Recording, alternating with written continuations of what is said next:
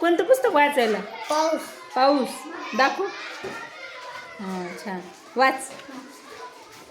पावसाला म्हणजे मजरांच्या मजरा, जिकडे तिकडे पाणीचं पाणी, गार गार वारा, थंडीची हुडहुडी, हिरवीगार झाडे, ओले चिंब रस्ते. खूप छान. पुढचं पान.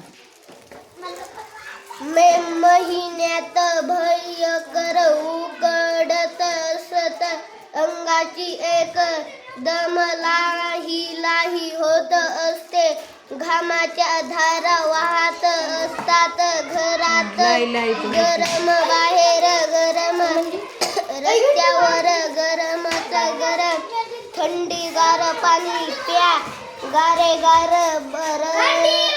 सरबत प्या, उकाडा काही कमी होत नाही, लोक दुपारी घराबाहेर पडतच नाहीत. एक दिवस असा येतो,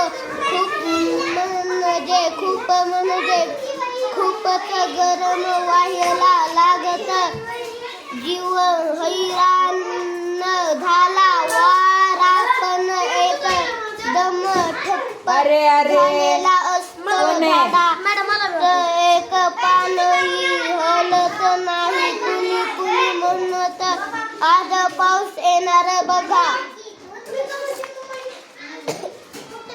काही आजोबा मंडळीचे वेगळेच अंदाज असतात, भीतीच्या तुम्हाला लिहायला सांगितले, प्रश्नोत्तर दिले, चुपचाप लिहा.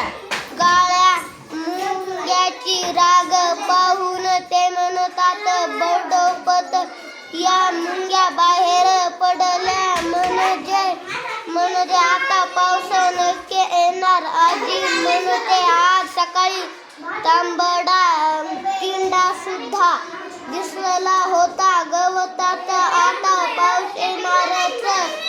दिवसभरच वातावरण संध्याकाळी एकदम